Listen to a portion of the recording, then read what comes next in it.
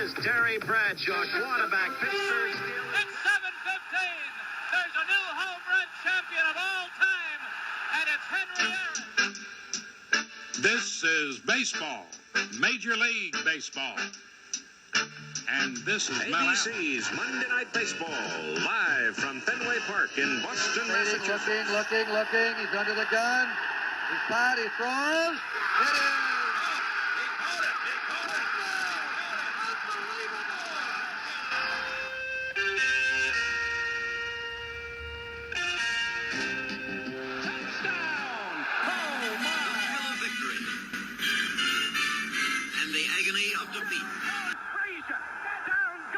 Welcome to another edition of the Past Our Prime podcast. I'm Scott Johnston, along with Bill Mahoney and Mark Hoffman, and we are coming to the end of the college football season. This issue has Anthony Davis on the cover after one of the most historic performances in the history of college football. We'll get to it in a bit more detail when Anthony Davis joins us later in the show. We had AD on last month as well to talk about being one of the first college players to ever wear a Nike while playing in a game. So he was ahead of his time, that's for sure. It's a great talk with Anthony, and we'll talk with him again in just a bit about this historic game by him and the Trojans. Okay, more on that in a bit, but first, Mark, 50 years ago, Sports Illustrated had a circulation of 2.25 million, and one of those subscribed lived at 1600 Pennsylvania Avenue. Who was it? Donald Trump? Oh, no. Okay, that's 50 years ago. The President of the United States, Gerald Ford, who had taken over for Richard Nixon when Nixon resigned. He wasn't getting his Sports Illustrated because he had to move in the White House. Remember, he wasn't living in the White House when Nixon was president. And he talked to Sports Illustrated, and they made sure that at 5:45 each Tuesday evening, a messenger would leave a printing plant on Rhode Island Avenue in D.C. Wow. 15 minutes later, he would arrive at the East Wing entrance to the White House, and he'd hand the guard a package marked for the president. Because Gerald Ford wanted his Sports Illustrated. He was a former athlete, a former football player in Michigan. He wanted to read about Sports Illustrated. And, back in the 70s, Sports Illustrated was must read. Yep. It sure was. And he was on a cover of Sports Illustrated back in July of this year. So that must be strange. Must always be weird to have in your mail, especially if you didn't know. I mean, I'm sure he knew, but can you imagine you get in your mailbox? I don't care if you're Muhammad Ali or Michael Jordan. It must be just strange to be like, oh, I'm on the cover again this week, Crazy. Well, that was sort of, remember, Jenny Chandler did the same thing. Her dad subscribed to it, and all of a sudden there's his daughter, big part. She said she was supposed to be the cover, but Lee Trevino got it. But just looking, that's your family member or you? Yeah. I just thought it was so interesting if you're a guy that delivers Sports Illustrated magazines. I mean, mostly it's the mailman that did that, but but you get this one for the White House and go, let me get my Thomas Brothers out. Where is that again? Oh, yeah. Because they said they'd gone from one printing plant in Chicago to now having 4, Connecticut, DC, and LA now joining them. Quite a process to get the magazine to Alaska and Miami in the same time. And now no need for any of that. It's all digital. They don't even do a print anymore. So that's kind of sad. But next was another gift idea, book talk, and all the good books written that year on birds. What's it called? Ornithology, the study of birds? Or waste of my time, as I call it. I'll take a pair of socks instead of a book on looking at birds. Yeah. So let's get to the scorecard section. And Mark, you and I had the same one. You go tell us what was going on with the boss back then.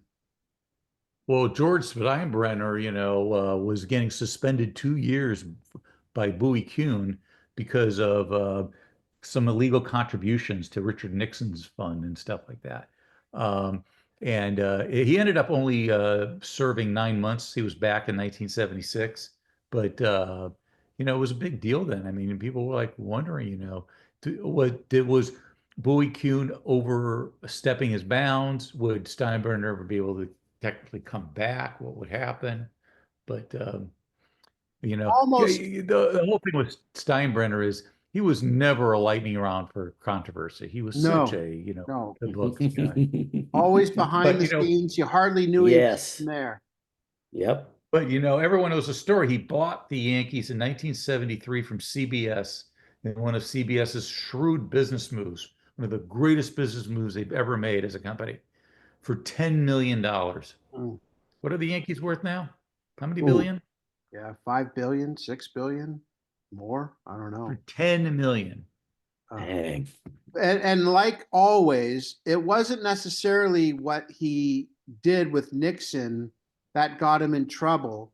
It was the cover up he tried to do. He got really in trouble because he tried to get people who worked for him to lie on his behalf. And that's when Bowie Kuhn. That's what always nails you.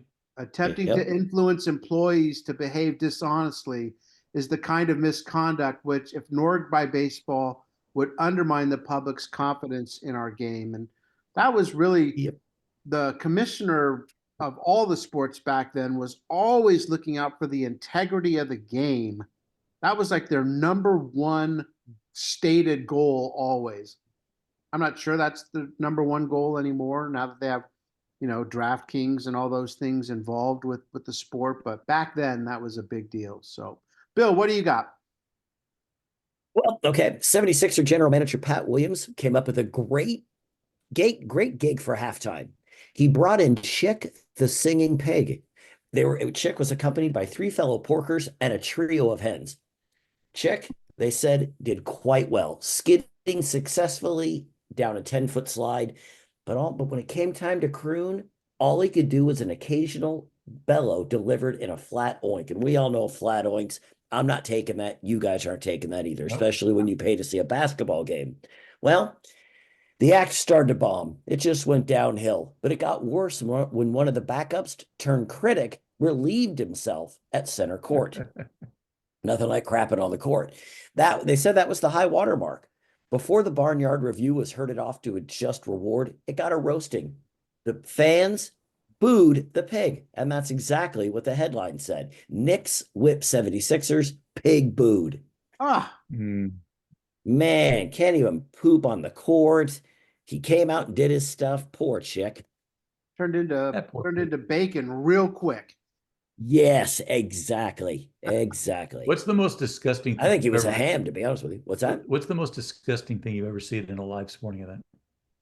The most disgusting thing I've seen at a live sporting event. Yeah. But that be being there, or can I be watching it on TV? Okay, I'll open it up to both. Okay, Napoleon McCallum's knee when it went backwards. Oh, yes. Yeah, that direction. Yeah. Oh. Yeah. I remember I was working that night thinking, oh my, and they showed it like 5 times. Yeah. Mine was a UCLA Oregon football game, and I think it was 98, and Kate McNown coming up to the line of scrimmage, and then he turns to his right, and I thought he was doing like an audible or something. No, he throws up. He was puking right out of his mouth. And Sports Illustrated captured that picture. There's a great shot of him puking, and you see one of the Oregon defensive linemen going, I ain't getting near him now. Yeah. See his body language. Yeah, those are both pretty gross. No question about it. I'm sitting there going, what's he doing down there? Oh. And then he kept playing. Felt better. He just had to relieve himself. Hey, Bill, what did Chuck Foreman have to say? Chuck Foreman, the Vikings running back, on his reserved behavior after scoring. I'm cool on the outside, he said, but inside it's like 1,000 little kids jumping up and down on Christmas morning. Because he did look, Chuck Foreman never looked like, okay, doing a job. Right. The old Joe Paterno, act like you've done it before. But it's good to know that on the inside he was like, yeah. Yeah, like all of us, would be. Yeah. And Lavelle Edwards, Mark? Well, he was asked after getting an invitation to play in the Fiesta Bowl. He said, I've been to the Fiesta Bowl the last 2 years. It will certainly be nice to take the team with me. So he would just go to the games and watch the games. Now he actually gets to coach in one. Gets to bring a team with him. Good for him. I'll go with Alex Karras, who was always a character on his golf game. My best score ever is 103. but I've only been playing 15 years. That gets us to our first topic of the day, return of old goggle eyes. Kareem Abdul-Jabbar was hurt in the preseason when, in frustration, after getting scratched in the eye collecting a rebound, he punched the backboard and broke his right hand. And the Bucks have struggled without him big time. I think they're 1-13 to start the season without the game's best player in the pivot. And then in November, they start to panic and they deal Lucius Allen to the Lakers, a team that had come within one game of winning the NBA Finals last season, now in complete disarray. But Kareem's hand mended, and they finally come up with a plan to stop the constant scratches to his eyes. And Mark, what was it? Goggles. Goggles. He's the first player I can remember ever wearing goggles in a game. And it worked for him. Looks like he's going to go scuba diving, you know, need the snorkel and fins, but it works, man, you know. And then so to me, it would be weird having this heavy object on my face while I'm trying to play, but you get used to it, I guess. I don't recall. Billy, what about you? You may, but I only remember Kareem with goggles. Me too, because I started following him when he first came to the Lakers, and he was already wearing goggles. Yeah. Oh no. But that's a great story about when he leaves his goggles on going on his first road trip. So they send the PR director to get them at his apartment, and he can't find them. So he calls the trainer during the game.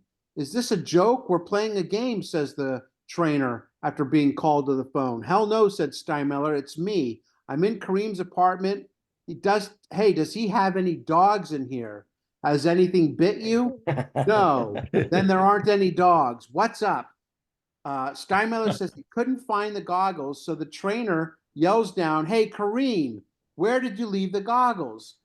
Abdul-Jabbar hollered back, "Try the coffee table. No. The couch. No. The closet. No. His bedroom. No." Finally, Abdul-Jabbar, mind you, this is in the middle of a game, gets on the phone and starts talking to Steinmiller and says, "Oh, you know what? Go look in my car. It's in the center's black Mercedes." So Bates says, "Here's a game going on, and we're yelling back and forth for a full quarter trying to find his goggles back home so that I can send them to catch up with him on the road trip." And for the rest of his career, once he got those goggles, that's what he did. He played with them. So that was just never had eye injuries anymore. I'm trying to picture this though, because there's no cell phones back then. Okay, no. So he has to get on hard line. Hard line. So where's this hard line phone? Yes, he has a phone like at the scorer's desk or something. Yeah. Too funny. Would they have to? I wonder if they had to They had to obviously call a timeout. Right. And get him. Well, I think he wasn't. My guess is he wasn't playing. I think he would. Yeah, that's right. That's right. I think he wouldn't play without the goggles now. Yeah. Yeah, that's right. But what I want to know is how messy was the apartment? Because remember, Lucius Allen said they got kicked out of the dorms because he had a really messy apartment and his clothes got like wet from something. You know? So maybe his apartment was really messy and it was a hard time for this guy to find stuff. Well, that's especially when they weren't in the apartment. That makes it very difficult. In Boston, their big man returns as well. Dave Cowan's also hurt in the preseason, breaking a bone in his foot. And the defending champs were sputtering along at 9-8, but half of their losses by just a point. So having Cowan's back will obviously be a difference maker for the defending champions. Let's move on to a subject Mark has brought to our attention a couple times. One of the most famous. So far. Say again? No, so far he's brought it. Yeah. Oh, yes. Mark likes this story. He does. It's a good one. Did any of you guys see this live? One of the most famous games in Thanksgiving history, the Cowboys' call on the Mad Bomber. No, I did not see it live. Neither did I. Yeah, I saw it live Thanksgiving Thursday, man, and I was so bummed because Staubach got hurt and the Redskins were going to win Dallas, and I hated the Redskins. And then Clint Longley, the Mad Bomber, came in, and with about 30 seconds to go in the game, he heaved a long pass to Drew Pearson for the game-winning touchdown.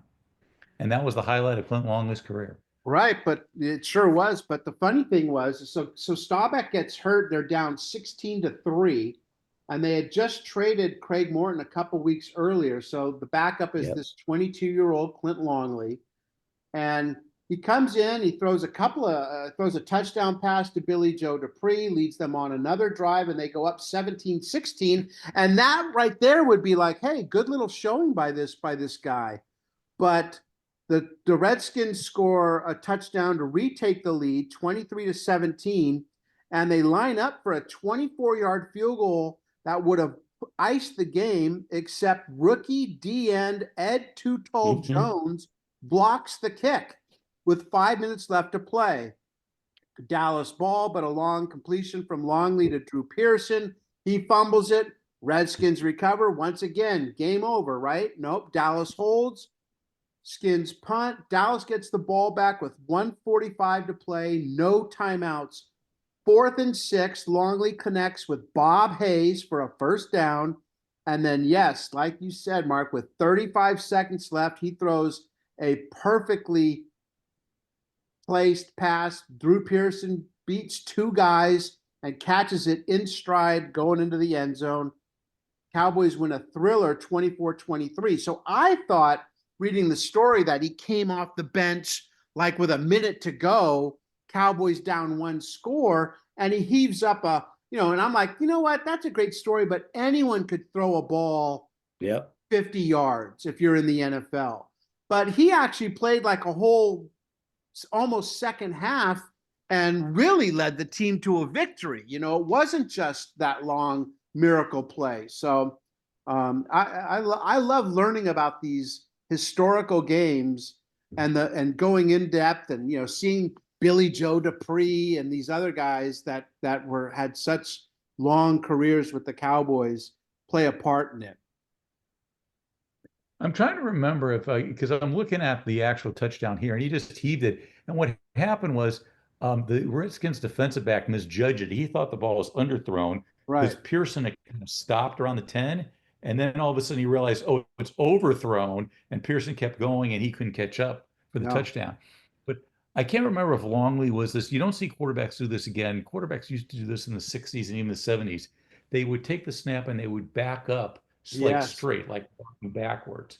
You're used to seeing quarterbacks always turn to the side and go back and throw. But some quarterbacks would actually go like they're doing a backwards walk and then throw the ball from that, which was way different. It was a kind of a funky style to look at it now.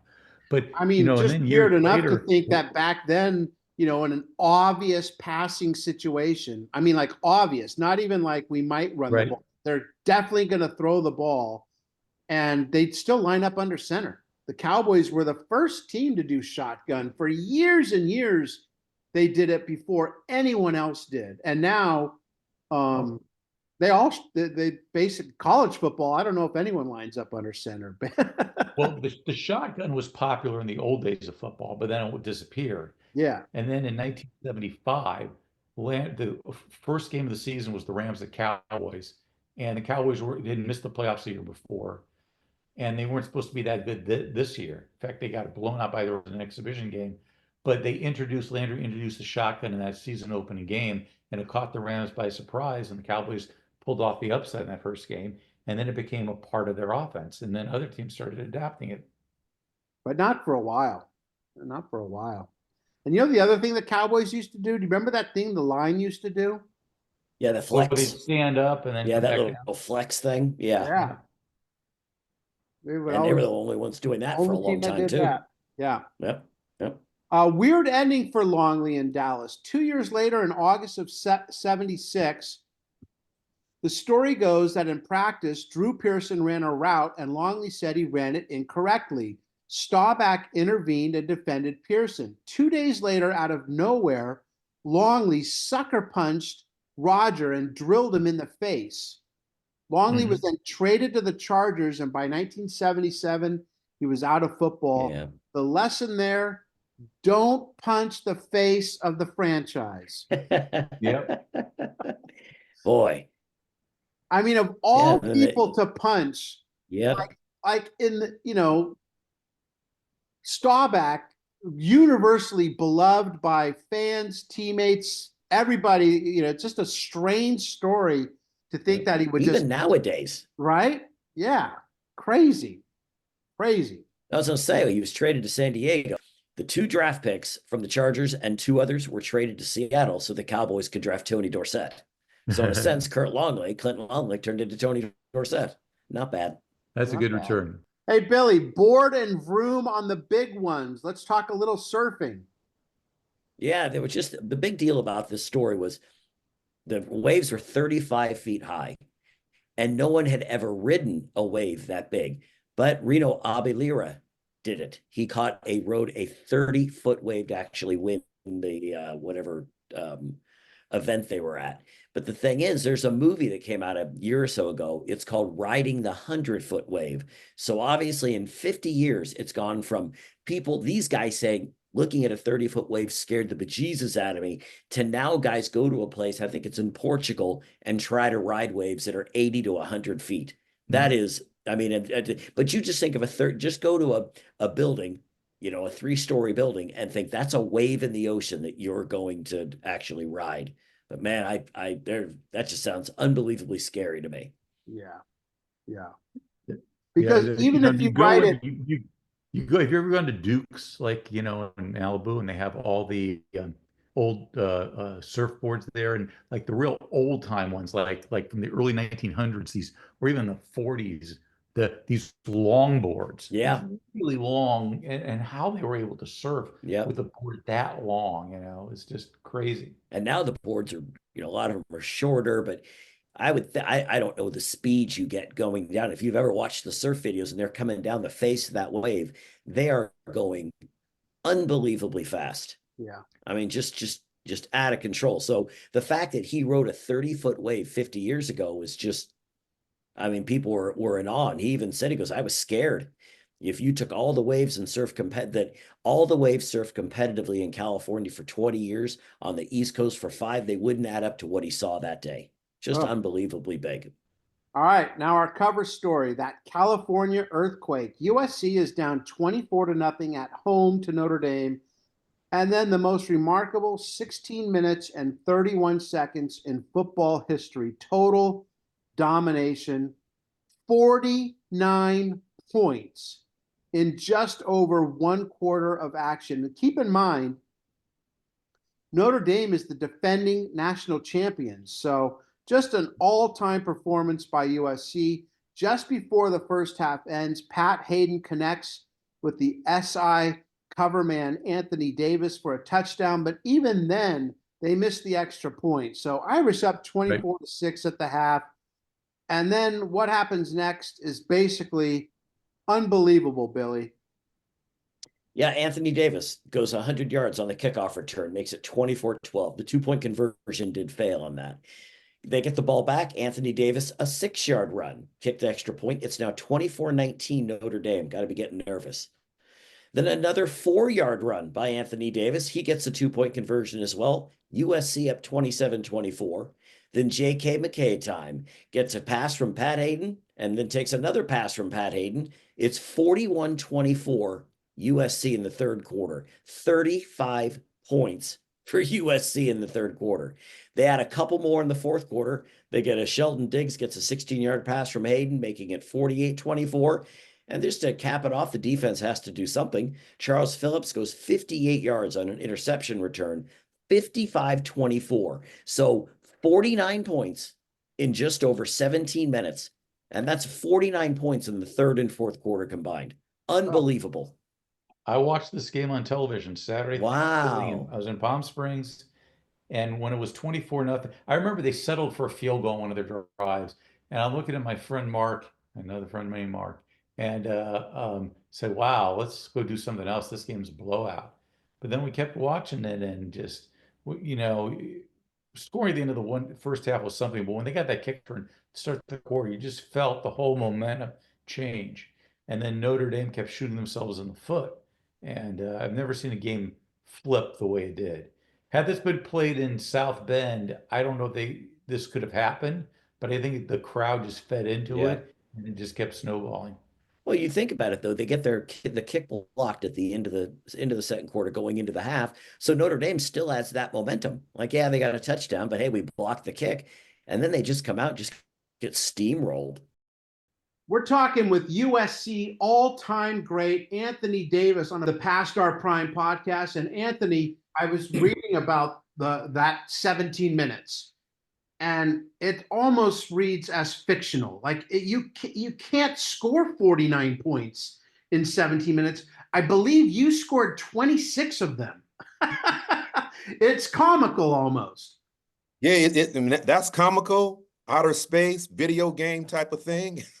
I mean, how can you score that like that on a team like that? I mean, and I reminisce on some of that stuff. And I try to talk to people, and it says, Anthony, you should have had an out-of-body experience sitting in the stadium watching it. But see, that's never going to happen. It never will happen. It's just because when people saw, when they were experiencing that, they said, they're on another planet. Those are two separate games. Two separate games. The first half was one, the second half was another. I mean, to score 49 points like that was unbelievable. So your first two games in those Nike shoes are like unbelievable. Yet it was in the Notre Dame game, and as you guys know the story about Notre Dame, we're down 24-0, then 24-6 at halftime, and you know, everybody that said, wow, we got to be respectful second half, because Notre Dame in those years was in the top 5 offensively and offensively and defensively. And then I remember after, you know, the halftime, and McKay brought us all back to the middle in the Coliseum, and I remember McKay saying, gentlemen, in 1964, we're down to Notre Dame 17-3, if I'm correct. He said, they can come back and win, we can come back and win. And they won 20-17. And simultaneously, we all looked at each other in the locker room and said, this man must have lost his mind. We're coming back on this team, 24-6, and where they were ranking in the country. And so he says, all of a sudden, he was walking back and forth. He says, somebody in here has to make something happen. And all of a sudden, he said, they're going to kick the ball to AD, and he's going to bring it all the way back. I said, I said, he's really lost it. There's no way that's going to happen. There's no way that's going to happen. So when I walked to the field and I saw the guys a little down a little bit, I said, listen, if we're going to lose this game today, well, let's go down and be respectable and make it a game. And I said, all I want you guys to do is just get one block, and I'm trying to get great field position, or I'm going to bring this so-and-so all the way back. And I said so-and-so. And as it is, you can see, we scored 49 points in 17 football minutes. I've never been a part of anything like that, collegiately or professionally, period. And I've never seen anything like that since. And in my opinion, that's the greatest game in school history, which I played in the greatest time in the school's history. Mm-hmm. And I'll never forget those moments and those ball players and my teammates. And was there a point in that game where you noticed that Notre Dame knew they were in trouble? You know, I really don't. I think the kick return just took a lot of wind out of their sails. I mean, some things in a football game or in a situation, you can change the momentum, and that changed the momentum when they saw something like that. If they go from 24-0 to 55-24 and then open it up with a 102-yard kick return, I mean, that just takes it out of you. And here it comes. And then the next time when we kicked off to them, Big David Lewis hit that guy. I don't know anybody remember that film, but he hit him and the whole stadium just roared. That's how much of a devastating hit that he had on that guy. And then from that point on, we just steamrolled him. I remember watching that game on television. It was a Saturday of Thanksgiving weekend. And when it was 24, you know, and the Notre Dame was kind of slowly building this 24-point lead. So you're like watching this game and you're feeling, I almost felt sorry for you guys.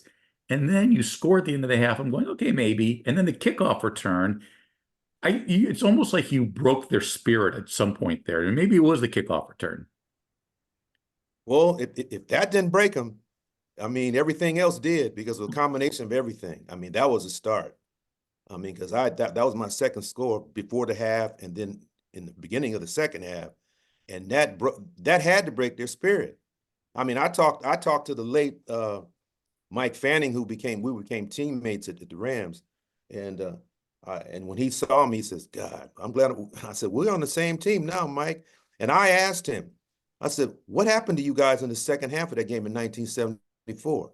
He said, "You just took the win out of ourselves." I said, "Well, I'm glad it was your win, not mine." that would have cost us a national championship. Basically, that had been ended. Absolutely. In those years, they voted for the Heisman prior to that USC Notre Dame game. Do you think you win that Heisman? I think you do. If they would have counted that game. I'm gonna tell you, gentlemen, this, and I'm gonna tell most of you fans, the Trojan fans, and let me say this to you.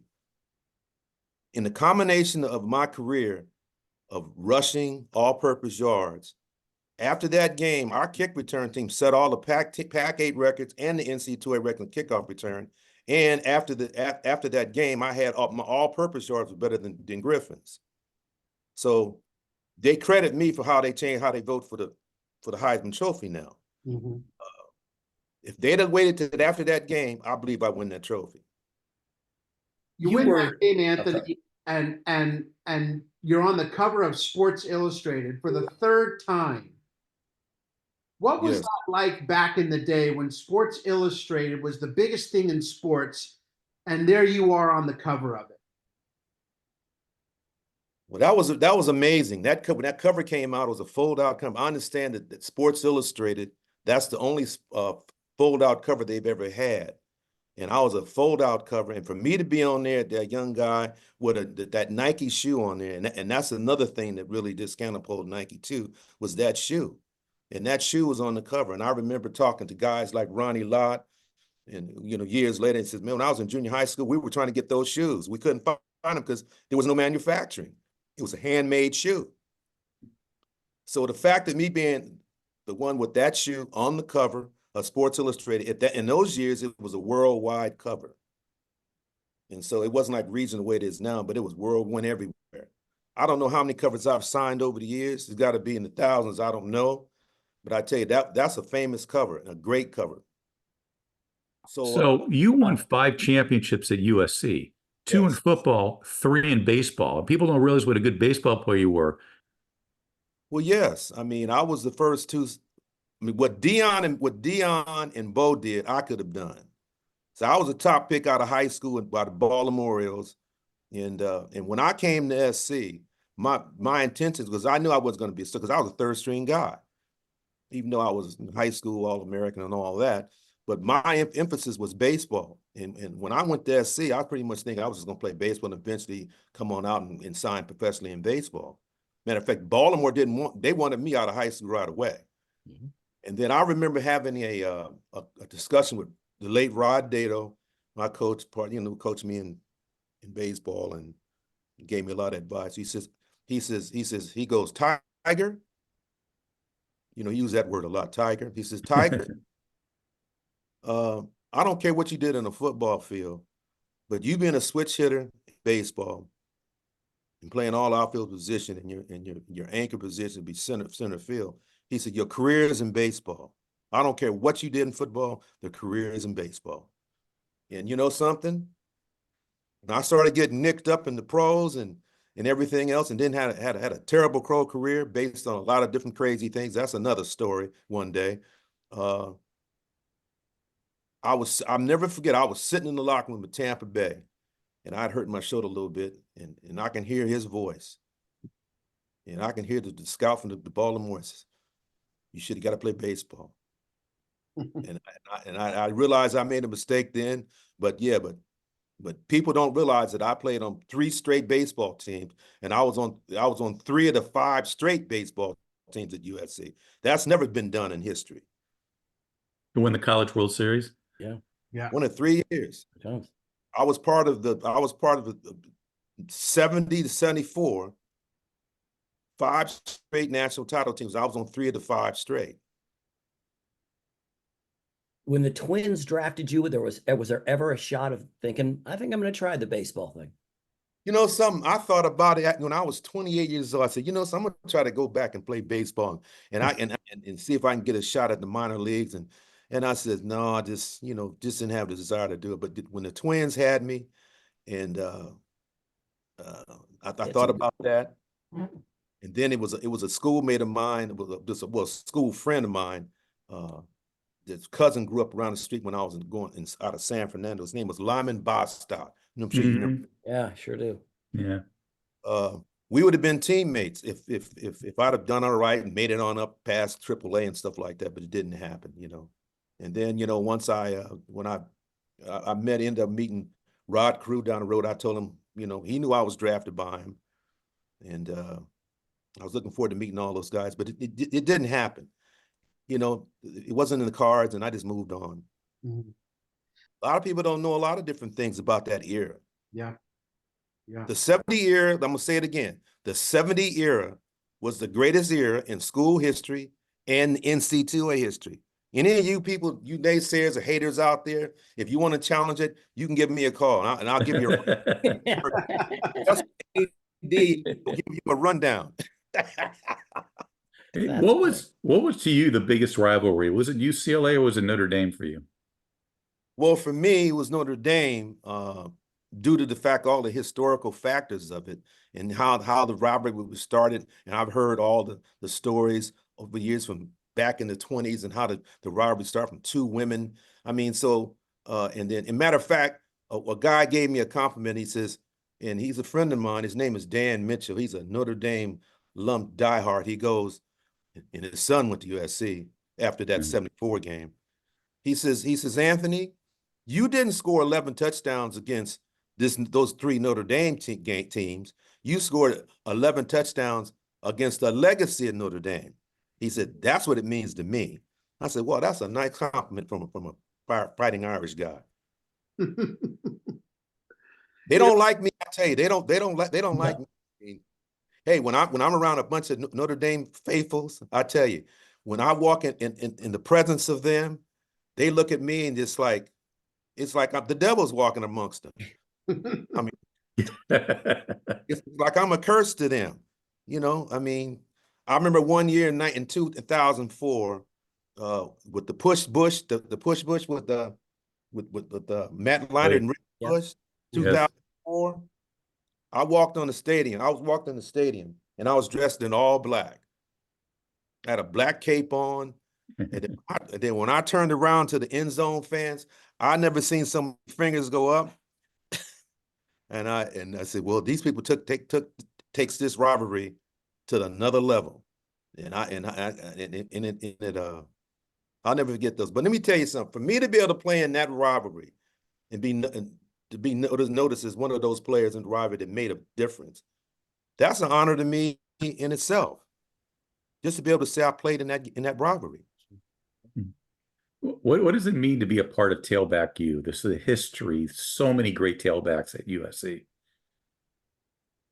Listen, they need to bring it back. I mean, you talk through the Garretts, the Simpsons, myself, Ricky Bell, Marcus Allen, Charles White, Reggie Bush. I mean, you need to get some of that back. I'm an old school guy. I believe that what they're doing today, if they had some of the old school day tailbacks incorporated in what they do today, it still works. You see what they're doing in Baltimore with Derek History and Lamar Jackson. They need to bring some of that back.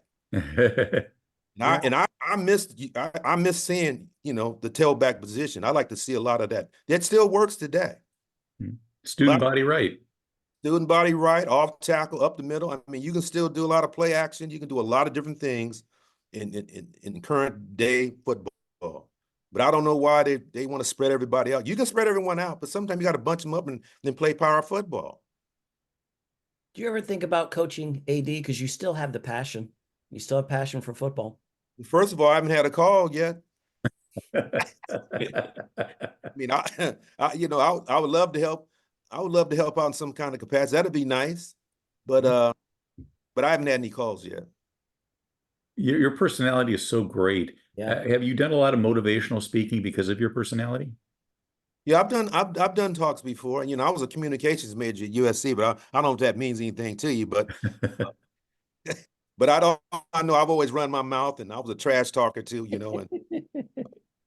but I mean, I've made speeches for years, and you know, I love doing that, especially with the youth, especially with kids, because I think today our youth today out there, they're a little lost. They need guidance, and I like to be one of those voices out there to help them. And with the event, trash talking only works if you can back it up. Yeah. Well, hey, you know something, you're right about that, but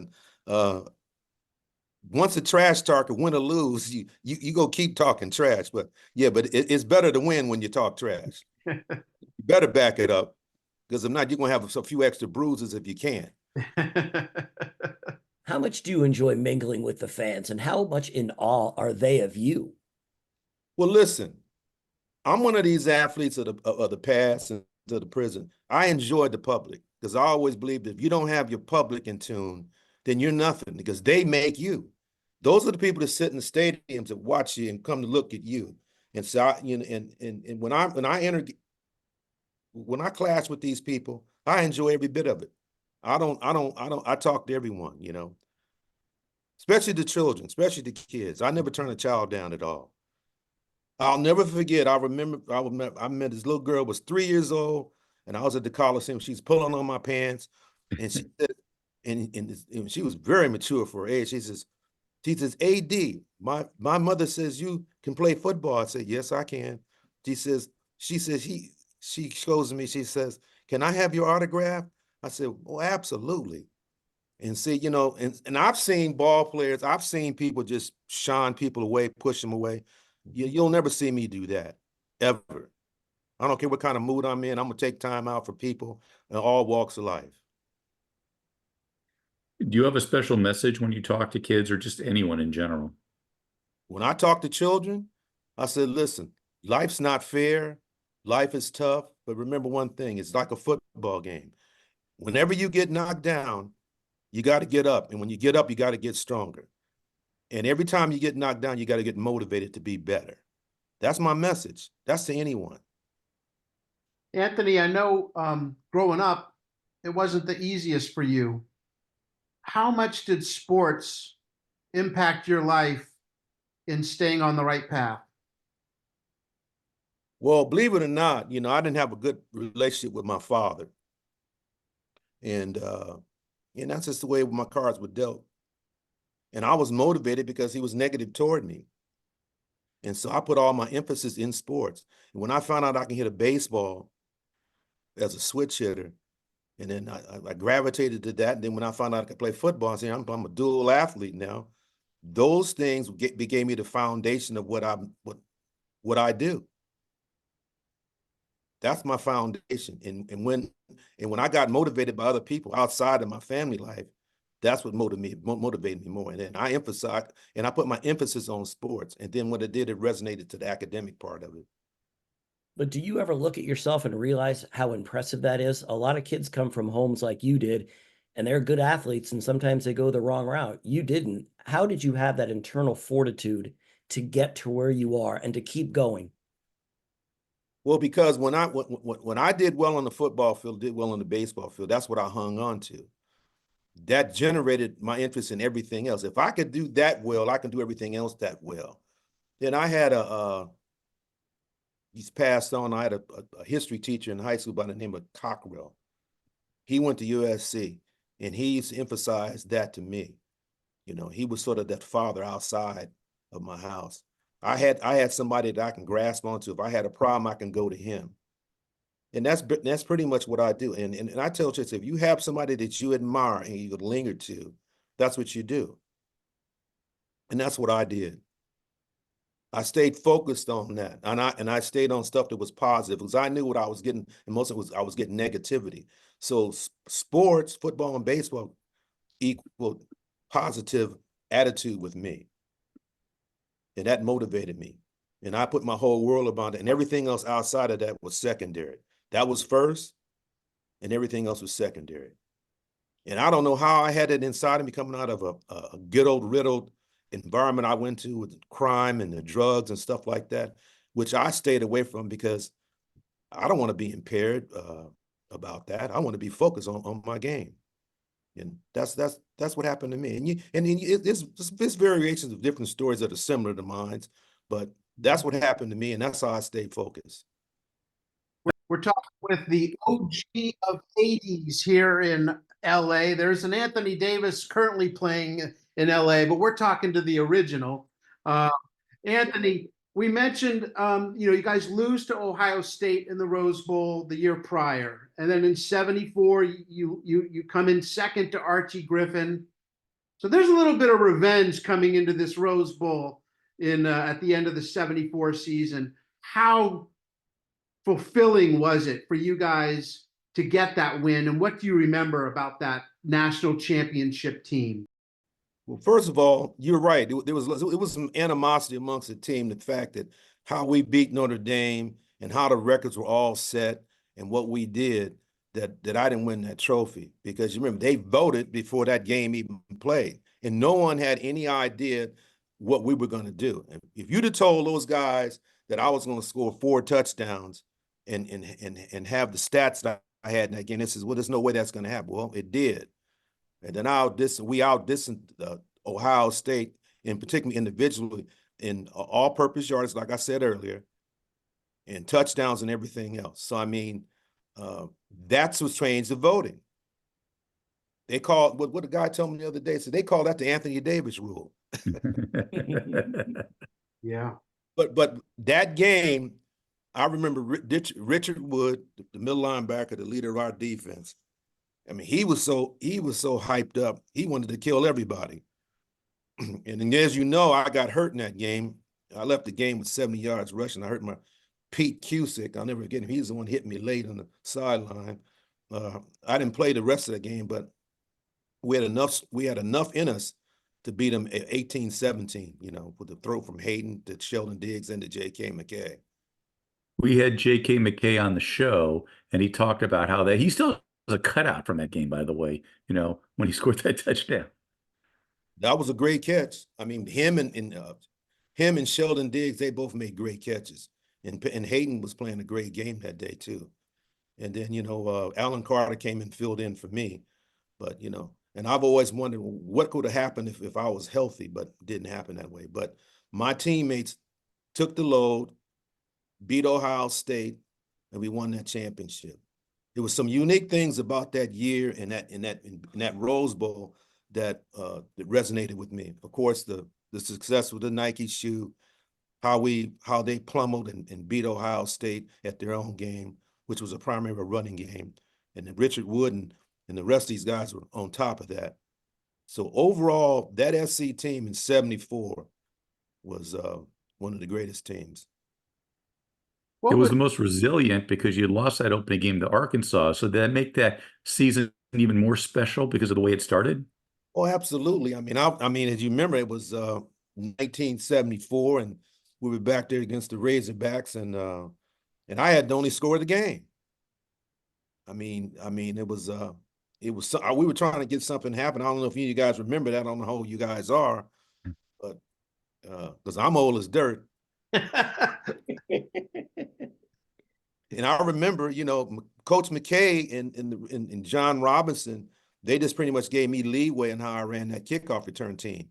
And so I was pretty much the captain and controlled all that because I had a knack for running those things. And what happened was they always tell people, don't take that ball in that end zone 2-3 yards deep. Well, I took the ball out at 106 yards, 6 yards deep. It went 106 yards, and that was the only score we had. We lost 24-6 or 7, something like that. And I think Haden had a rough game that day. I think he went through 2 or 3 interceptions, and they beat us that day. And then when we started off like that, and then down in the middle of the season, we had a problem with Cal. Cal tied us 15. Can you imagine those Cal Bears tying us? I remember Chuck Muncie, who, my brother was up there. He ended up going to school there and graduated Hastings Law School there. But Chuck Muncie, I saw him years later. He says, I don't know how we tied you because we were sorry. But you remember Big Chuck Muncie, if you ever know him. I mean, he was a beast. Yeah. Yeah. But he tied us 15-15, and that was that we stumbled in. And when we got tied, I thought our national championship hopes were gone. there's no way you can have a tie and win the national championship. But, they voted us in. Right. That's the beauty of football. It's like if you had a loss and a tie at the end of the season, it's a disaster. But because it happened early and you finish so strong, it's a great success. Yeah, and we beat the two powerhouses. It was Notre Dame and it was Ohio State at the end, and we just ended up winning that. We won that Pac-8 title at the time. We beat UCLA, who was a good team, and then we went on and beat Notre Dame. And the way we did, the fashion, the way how we beat Notre Dame is what I believe how we won the national titles. And then you guys you beat Ohio State, and then you find yourselves rooting for the Irish. What was that like? Well, we give kudos. I talked to Mike Fanning about that too. And I told him, I said, you guys really helped us win the national title. I said, because he said, I thought you won it anyway after beating us. But I said, no, we needed some help from you. And you got it. Hey, Anthony, you've mentioned his name a couple times, and both times you did it, you just lit up. What was it like to play for John McKay, and what was your relationship with him? Well, to me, when it comes to John McKay, when it came to what he did for me, he knew that I was a high school quarterback. He knew I could throw it. He knew I could bring kicks off back. And what he did in his I formation, he incorporated things around me and my given ability. You see, my belief is if you're a head coach and a coordinator, if you have a player and you see he can do certain things into his strengths, he's going to develop things around. That's what he did for me. He knew I could run outside. He knew I could run outside, run inside. He knew a lot of things I could do. And he incorporated that from. That's what he did. And that's what I missed. And I went on to the pro level, and people didn't do that with me. That's why I say it depends on where you go, who's coaching you, what kind of system you're in, and how you're being developed. Well, I developed within his system. And he knew I was that all-around player. I caught balls, I brought back kicks. I did everything. I was an all-purpose guy for USC, not as a pure runner. But he saw that in me, and he utilized that to our strengths. And I contribute to, why we were so successful in the 70s, especially my sophomore year. I mean, look, a lot of people didn't know I was a backup field goal kicker. I was a kickoff man my sophomore year, and I was a backup punt returner my sophomore year, and I kicked off. So he utilized everything that I did, and that's what I admire about him. After college, a lot of people have certain things that they would say about either positive or negative, but when it comes to me in terms of my structure as a player, he got the most out of me. After college, Anthony, you go to the WFL and you have a sensational year. You lead the league in rushing. I think you had 18 touchdowns for the California Sun. Yes. Were you devastated when that league folded? Well, you open up another can of worms, but I'm sure you want to hear it. Well, first of all, when I was drafted by the Jets in the World Football League, drafted me number 1. We felt that I should have never went in the second round. He said, if you can't play for a team that was only 3-13, 11 at the time, he said, you forget that. The World Football League, the California Sun, Tom Fears, couldn't believe how, because we talked and stuff. We couldn't believe the fact that I didn't go in the first round. But they said, well, we're going to give you first round money. The money that I got in the top 10 picks in those days is what the California Sun was giving me. That's something financially I had to make a decision. And then also when I was with the World Football League, Tom Fears did basically the same thing in continuation of John McKay. Well, how he coached me in the world, that's what I was expecting anywhere else I went. When the league folded, that really bothered me. And we had guys in that league that they were NFL guys anyway. Those guys, look, I had Larry Zonka was in the league with me. Jim Kick was in the league with me. Paul Warfield was in the league with me. It was myself. And so therefore, in those years, what happened, you got to remember, Paul Warfield, Kick, and Larry Zonka were some of the biggest names in the NFL. And here I was the top name come out in school. that sort of pissed off the NFL because there's the that's probably 3 or 4 of the guys that should be in the NFL. And when that league folded, I was devastated because the way Tom Fears was developing me, it was a continuation of John McKay. And anywhere else I went, it was a disaster. I should have never went to Canada. That was all money driven. Then I come back to Tampa because McKay knew what I could do. That's why he got me. So the Jets gave up my rights in the allocation draft. I go to Tampa Bay. I'm part of the 0-26 fiasco. Got my tail kicked. Ricky Bell and I were just devastated because we got beat up. And we were Mark Manning going in the league and stuff. I just, but see, after the World Football, I expected people to know my ability and put me around situations where I can flourish. That never happened. So the World Football League, the continuation of that, when I got to the Rams, I don't know if I should tell them that. when I got to the Rams, Tom Fears contacted the Rams. He said, "Listen, if you use Davis this way," and by the way, you should have drafted him in one of the number 1 picks you had, because they had 3 number 1 draft choices when I came out. They admitted they said they made him stay. If you use Davis this way, he'll be a key to you going to the Super Bowl. Well, as you know, I know you know historically what happened. Carol Rosenblum gets killed. Oh, yeah. So when Carol Rosenblum dies, that changed everything for me. Everything went out of the window because the plan was to have me. Sure, I was going to be a kick returner, but the plan was Ron Jesse was going to be the wide, Terry Nelson at tight end, Harold Jackson at the split, Cullen Bryant at fullback, Anthony Davis at tail, and Vince Garberagama at tailback. That was going to be the lineup. Didn't happen. Never happened. And it went back to the old, and when the poor man died, mysteriously, it changed my whole career. And that's pretty much when I walked away from the game. Mm. I was 28 years old when I was done in football. This never happened. Yeah. Then that resonated me with baseball. There goes this. Should have played baseball. Yeah. Well, I was going to ask you because you're 28 years old and basically playing sports has been your entire life. Yep. How hard was it to have to stop? That was hard. I mean, I was back on the West Coast. So I need to give one more shot. I thought about calling Al Davis. I mean, you want another renegade ball player up there? I thought about calling Al and stuff and trying to get a hold of him, but I just lost it. I mean, mentally, I lost it. When you lose it mentally, you're done. And letting football be a physical and a mental game, and you got to have both of those things on par. If not, you got to walk away from it because that's when injuries come and that's when you push it too much. And I got out, but a lot of people said it's the best thing ever happened to me from the concussion stuff. So yeah. What did you turn to when you gave up the sports at 28? What was your salvation?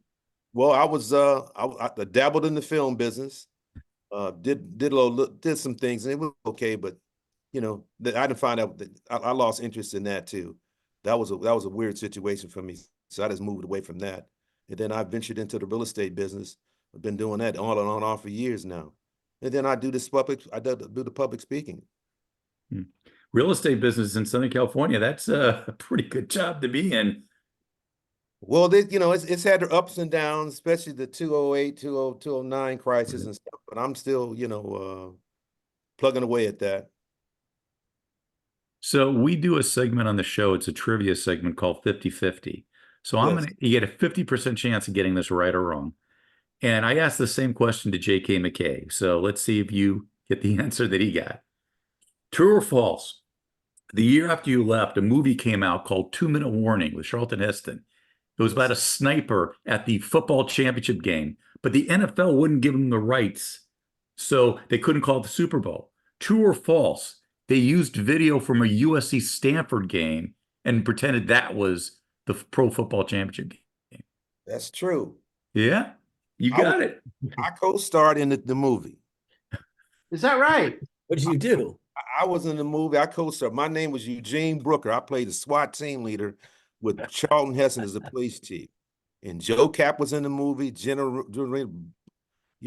Brock Peters, Joe Cap, myself, and some of the extra guys were off my World Football League team. I co-starred in that as Eugene Brooker. I knew that. It was sort of a little layup there. Guys, you know what the critics said it was about? It said it was only worth 2 minutes. Then by Anthony Davis.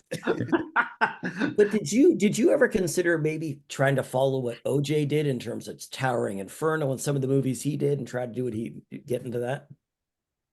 Well, no, I wasn't really trying to follow Simpson. It's just that people said, man, you should. I got approached at USC to do TV and film and stuff, but back in them days, the NC2A ruling said you cannot work during the season. On time you can work during the summer. Well, hey, I didn't want to go hustling out parts in the summer because I worked at the Museum of Science and Industry there in LA, so that's what I did. But I was being approached by because all the success I was having there and the commercial success I was having, they approached me to do TV and film in SC. You couldn't do it because the NC2A didn't allow you. You can only do work in the summers.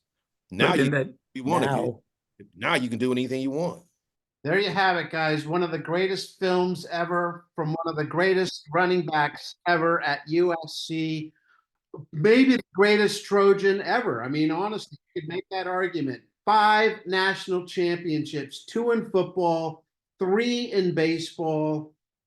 As part of when you think of Tailback U, he's one of the names that just rolls right off the tongue. Anthony Davis, want to thank you so much for spending some time with us here today on the Past Art Prime podcast. We really enjoyed your time. Thank you. Thank you, guys. Anthony Davis, one of the all-time greats at USC.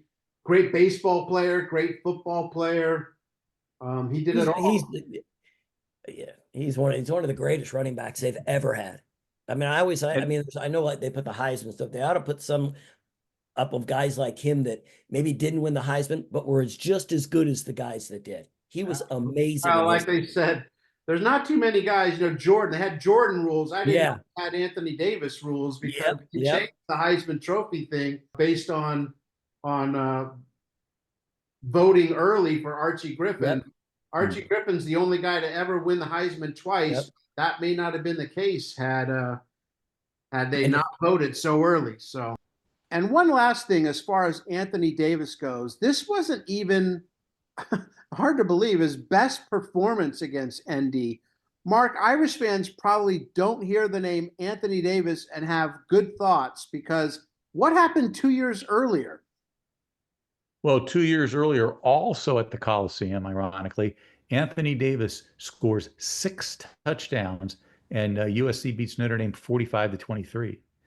And so many people think the 6 touchdown game came in that 74 game, the 55-24 comeback. But no, it was actually 2 years earlier. Just common sense would tell you that if you scored 6 touchdowns and you get the extra point, that's 42 points. So he basically scored all their points in that game in 72. So I was always just kind of thinking more than likely he scored those 6 touchdowns in the 74 game. But no, the 74 game, he only scored 4 touchdowns in that game.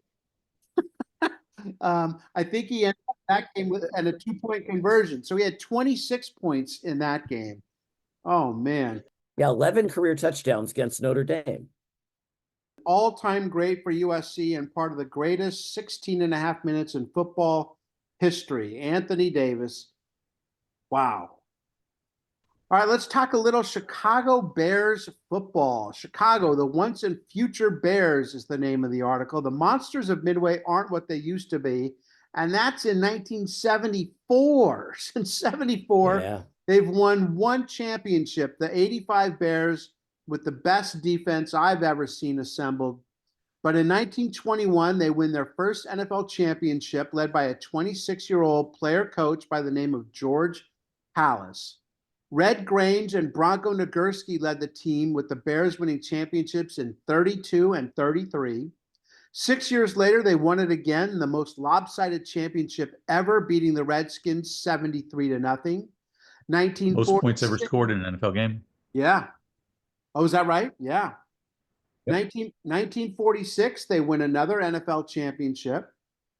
Then a little bit of a drought, 17 years to 1963. And now in 1974, that means the once beloved Hallis is on thin ice. And that's because 1963 is the only time they've made the playoffs in 18 years. So what's going on in Chicago? There's lots of people that, by this time, Hallis is, the owner of the team, and he's not going anywhere. But the Bears, basically the Bears in my lifetime have had one unbelievable good stretch.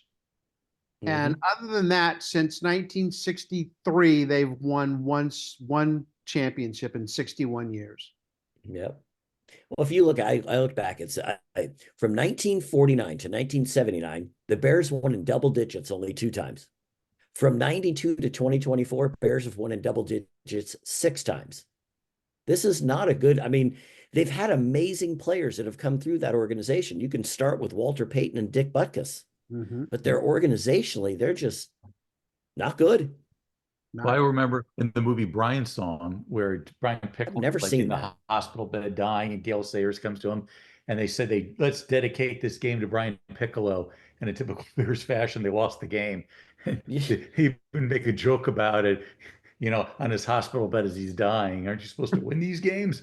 But that was Bears. Yeah. I mean, I remember like your Bob Avellini's and who was the black quarterback from SC that played quarterback for them for a while? Vince Evans. Vince Evans. I remember Cade Bobby McNown. Douglas. Do you guys remember who Bobby Douglas was? The name sounds familiar. Yeah. He was a quarterback for the Bears, and he was one of the best running quarterbacks in the league. I mean, he could run for like 800, 900 yards. I don't know how much he passed for. And didn't they have Willie Galt for a while, the track guy? Yep. Yeah. He was on those 85 teams. But also George Hallis, he coached the team, and then in 1942, he left for World War II. I know. Left for 3 years and then came back and coached again. I mean, you realize how amazing in terms of, I think, what he coached from 1920 to 1967. I mean, on and off, he had other guys that came in and took over for him at times. But man, guy did a lot. I didn't realize he was that historical with the team. Oh yeah, and he played. He was one of the original. Was he really? See, players. No, not either.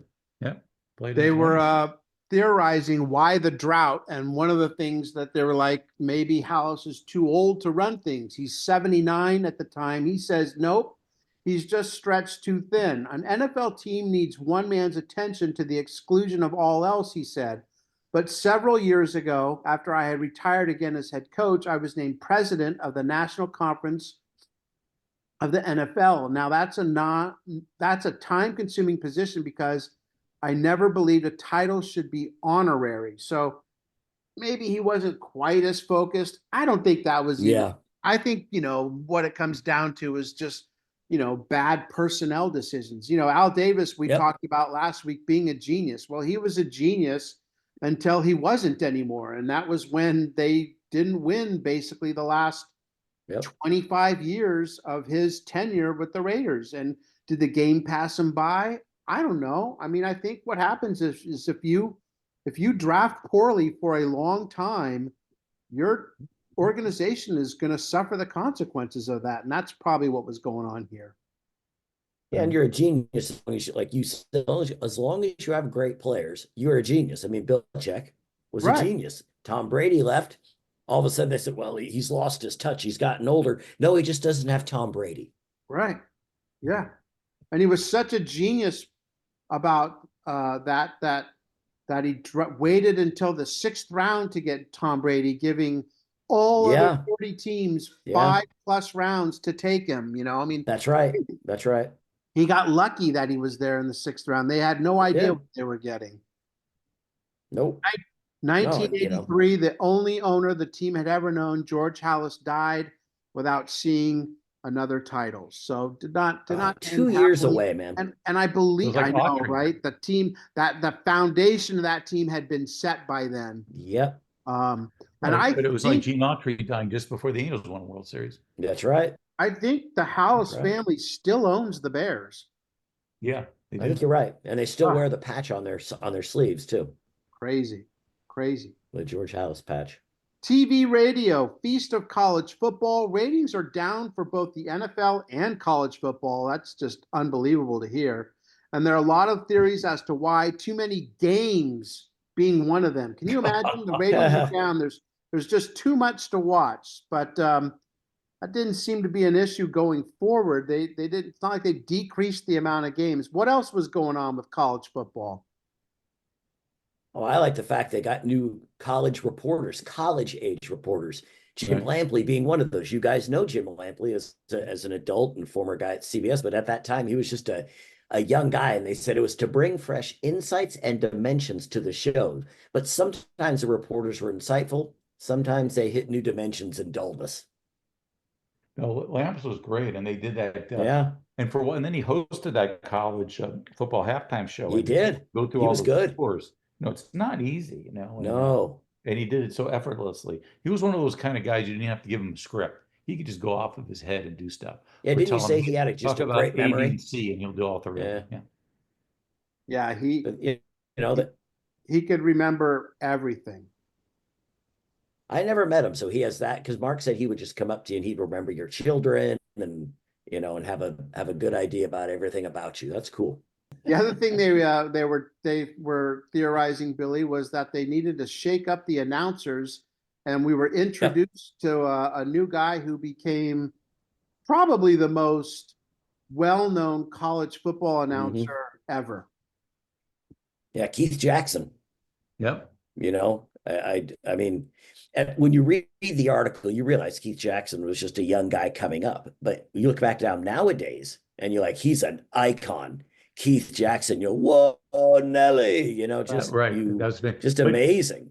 Yeah, but he wasn't even that young. He was when they made, and 40, I want maybe to say 30s. Yeah, and I want to say, wasn't he originally on Monday Night Football? Yes, he might have been the original part of the original crew.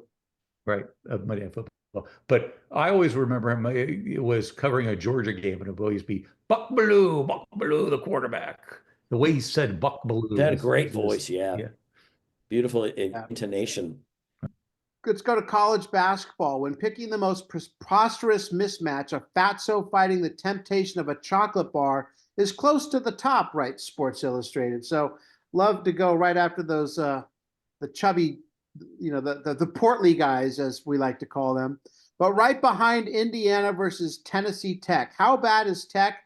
They won 7 games the year prior, and when Sports Information Director Doug Stone was asked about the current squad's prospects, he said, awful. Coach Connie Inman knew his team would be blown out by the Hoosiers, but he still dreamed of an upset.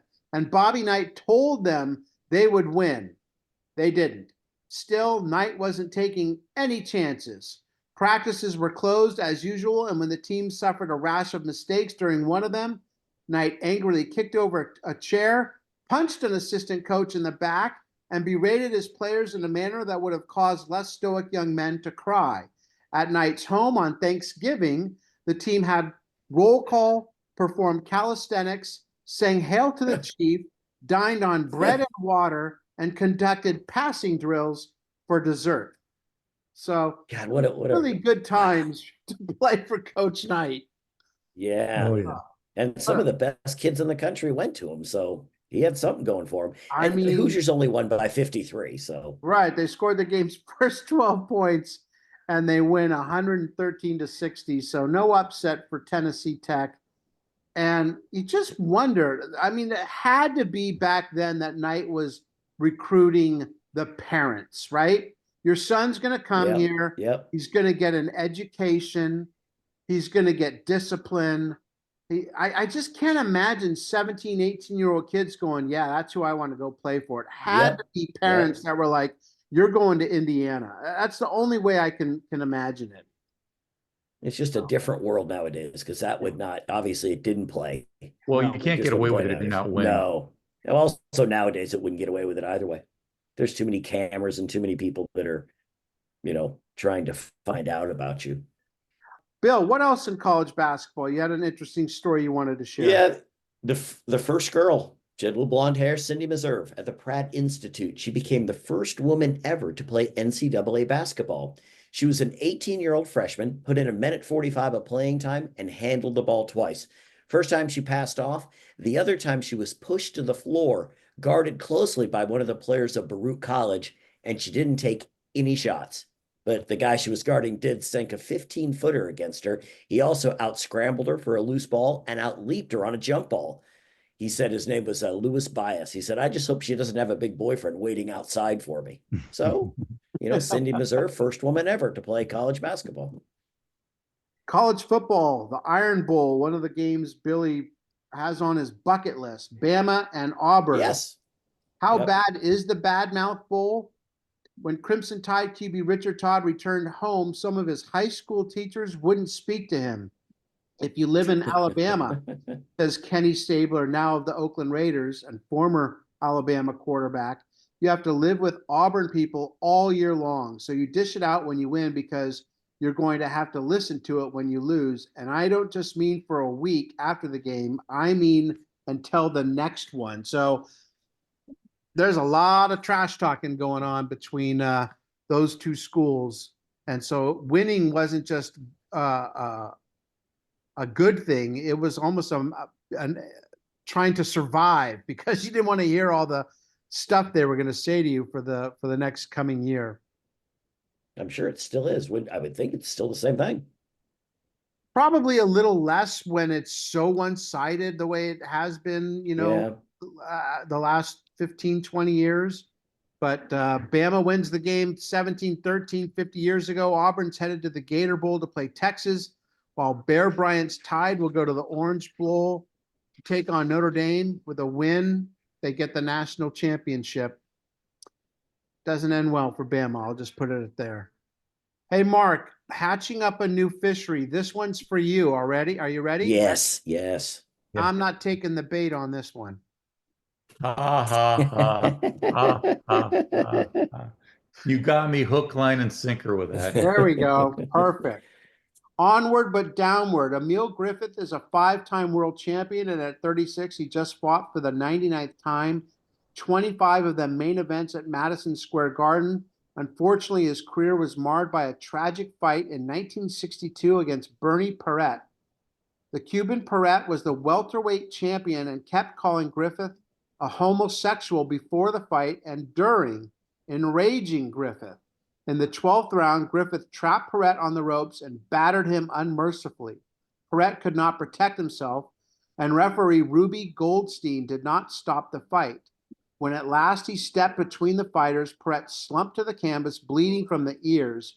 One ringside viewer said they'd better call an ambulance. Another, more astute, said no, they'd better call a hearse. He died 10 days later, and with him died whatever small touch of viciousness might have animated Griffith. He really changed, they said, as a fighter. He even would admit that he lost, for lack of a better word, the killer instinct. So, but there was a little underlying And that was thing their third fight too. with Perret calling him a homosexual, Mark, and what was that? Well, I mean, it came out, and I guess people knew back then, but that he was gay, and back then that was very taboo. But it didn't seem to be in that instance because I didn't see anyone making a big fuss about it. And Right. maybe today if a boxer tried to do that to someone, or say that, or any athlete said that to someone else, they would, they would never be able to play again. I don't know if you guys recall, and it's not the same. It's not an opponent or anything, but Jaron Duran this year got caught on a hot mic. Some fan was heckling him, and he turned around and called him, and rhymes with maggot, and right. And he got suspended and all that stuff. So yeah. So did LaMelo Ball. LaMelo Ball did it on a sideline interview. Oh, is that right? He said no rhymes with Gomo Ah, against when he was going against the Bucks. He said, we went up against him. We knew we had to hold him back. No Gomo. And then, he had to do a press conference and got fined a lot of money. So it doesn't go across nowadays like maybe it did back in the day. I mean, he was married to someone from the Virgin Island who was, and he adopted that person's daughter, but it only lasted a few months. And then he became a correctional officer in Secaucus, New Jersey. Wow. Detention facility. That is Virgin Islands to Secaucus, New Jersey is a little different. Unbelievably different in every way. And then in 92, he was viciously built and almost killed in New York City street after leaving a gay bar near the Port Authority. Wow. He was in the hospital for 4 months. They don't know if it was motivated by homophobia or not. He apparently told Sports Illustrated, I like men and women both, but I don't like that word, homosexual, or the derogatory words. I don't know what I am. I love men and women the same, but if you ask me which is better, I like women. So interesting. Yeah. But I mean, he fought for a long time, He did. Oh yeah, he's. If you fight 29 times at Madison Square Garden, that's not your only times. It makes you wonder. I mean, he's a 5-time world champion, and from what I could tell, he's not in the Boxing Hall of Fame. And I just wonder if it's partially because of his well-known. Yeah, but I mean, he also lost 24 times in his career. But did you read about the way, in terms of, he grew up in the Virgin Islands, but he said he battled an array of youngsters who had offended his cousin. The cousin would line up 12 to 15 youngsters to do combat with Emil, and Emil would knock them all off. He would knock every one of them out, just beat them all up. So, I mean, he was fighting when he was just a child. Oh, he was a bad. Yeah. I just didn't like because sometimes you get autocorrect on your computer. So I write a lot of notes down. I have him killing Bernie Parent in the ring back in '62. So thankfully you guys didn't come to me, because I thought Bernie Parent won Stanley Cups. I didn't realize he was killed in the ring. So I kept thinking, Bernie Parent's dead? He killed him too. So yeah, that's funny. I have it did same thing for me, Billy, at one point, but it kept Benny. So I knew it was Benny Parent, but I was like, oh man. Oh, Ben. Yeah, God. I got Bernie Parent. That's unbelievable. Yeah. Now he fought him 3 times. The first time in '61, he won on a KO. The second time, I think it was a split decision. He lost in Madison Square Garden. And of course, the third one was the TKO that resulted in his death. In this, we also talked about him fighting 22-year-old Vito Antifermo. Yep. And it showed he punished the young boxer in the first round, but he said, I do not have the killer instinct. Vito hung around and ended up coming back to win. And Vito went to go on to have a phenomenal boxing career. Yeah, he lost to a great fighter, Alan Minter, and then he also lost to Marvin Hagler once. But he also got a draw versus Hagler, and Hagler only had 3 losses and 2 draws in his whole career. So to actually get to that point, Vito Antifermo was a great fighter. Yeah, but at the time he was just up and coming against Emil Griffith. Yep, making a name for himself. Hey, for the record, what do you got, Mark? Well, first, real quickly, the Waltzing Matilda article. Oh yeah, go ahead. Just that's like the anthem for Australia, which I found very, interesting and stuff. And you remember the Waltzing Matilda song as a kid? Sing it, Mark. Sing it. I will sing it in an off key that will drive viewers away or listeners away. But here goes. Waltzing Matilda, you'll come a waltzing Matilda with me. And that's it. You could understand why I got kicked out of choir in 10 minutes, right? I just had a tear come down my face because of that. Yeah. Thank God Caitlin can sing, because I sure as hell can't. Not a tear of joy. Did I shatter your eardrums? It was tear of happiness when you stopped. Yes, that's why it came down. I was like that Indian on that old commercial. Don't right. Yeah, it's just sitting right there. Yeah. Hey, I'll claim that my singing was phenomenal, but you looped in someone else's voice Sure. That's why it sounded AI, so bad. AI at its best. For the record, Mark, what did Pat Riley do? Well, Pat Riley and Lakers win over the New Orleans Jazz scored, right, the Jazz. That makes sense, right? New Orleans Jazz, Yes. not Utah Jazz. Anyway, 127 to 122 win over the Jazz. Pat Riley scored his career high 38 points. Ooh. So people love Pat as the coach, the legendary coach he was, an executive, but he had his moments as a player too. I remember him so well on the Lakers and stuff, coming off the bench. And that would be his career high at 38 points. Pat Riley's Yeah. also getting a statue at Staples or Crypto. Oh, about time. Right? Yeah, yeah. I mean, he was the architect or the coach of them. So yeah, the coach of Showtime. He copyrighted the phrase three-peat. Three-peat. He did. He did. Well, he was exactly. the one Can't who use said, that. and we're going to do it again next year. And you can see all the players behind him going, what the hell? Yeah, and they put a gag around his mouth after they won the second. Yeah. Now he got the Knicks to the title game. Did he win the title? Was he coach in Miami when they won? Or was that Spoelstra? He Or won. did he win before Riley that? won with Heat, yeah. Okay, so he won Lakers when he- and Heat, when he and beat the Knicks he got Mavs. to the title against. Yeah. Okay. And then they beat when he was with the Knicks, he got him in the finals against the Spurs. Rockets. Excuse me. Yeah, with John Starks and that. Yeah. Okay. So what an amazing coach, man. Former broadcaster. All right. What else, Billy? What do you got? The Cinderella Man, James Braddock, died at 68. He won the World Heavyweight Championship in 1935 by outpointing Max Baer in one of boxing's biggest upsets. And he would lose the title a couple of years later, to an 8-round TKO to the Brown Bomber, Joe Louis. He also had a movie made about him. Right. And yeah, Max Baer, Russell Crowe, Fighting Legends. And who was Max Baer's son? the guy on Beverly Hillbillies. That's right, Jethro, Max Baer Jr. Yep. Yeah, Russell Crowe and Paul Giamatti. Did That's Ron right. Howard, That was a good movie. Ron Howard do that movie? He might have. So. I I don't think know. so. Faces in the crowd. Mark, you've got one, right? Right, Mike Hunter of Vintage High in Napa, California, set an American Legion baseball tournament record by striking out 22 batters and pitching a no-hitter against the Utah State champions. In 86 innings of Legion ball, he struck out 119, walked 45, so he had a little control issue, and had an ERA of 1.04. And then he got drafted by your A's in the 33rd round, but I don't think he ever played professional baseball. But he was a 3-star sport, and he did get inducted into the Vintage High School Hall of Fame. 19th hole.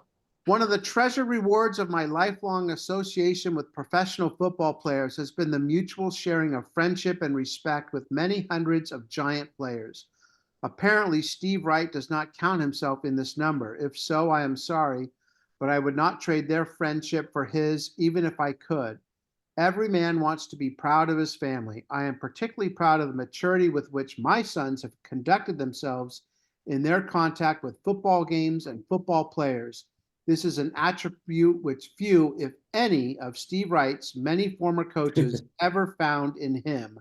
Wellington T. Mara, President, New York Football Giants, New York City. So it was response to an article by Steve Wright in which he came from the Packers to the Giants and basically said the Giants sucked and it's mainly because of Wellington Mara, and it was from a book he wrote all about that. So this is Mara coming to his own defense. So I just thought that was not many people do that. No, not many owners would do that, man. No, I mean that would have to really have gotten under his skin. So that, yes, I love yes. That. And there you have it, the week in sports from 50 years ago, December 9th, 1974. Any final thoughts, Mark or Bill, about AD or any of the things we talked about today? My final thought is I wish I hadn't sung Waltzing Matilda. Yes. I like it. Yes. That's the best part of the show, Mark. Don't think that's not going to be used again. That's going to be used again. Yeah. We'll have you and Henry Lawrence do a duet. Oh, yeah. Yes. The difference being Henry can sing. Next week on the cover of SI, Golden State Warriors all-time great Rick Barry. We'll talk with the very outspoken and entertaining Barry next week. Until then, thanks for tuning in. Remember to subscribe to the show. Please, very much appreciate if you do that on any of the formats, Apple, Spotify, iHeart, Amazon. Leave a review. Try not to be too critical of the show, but we'll take anything. We'll take anything. So, yes. For Bill, for Mark, I'm Scott. We are past our prime. See ya.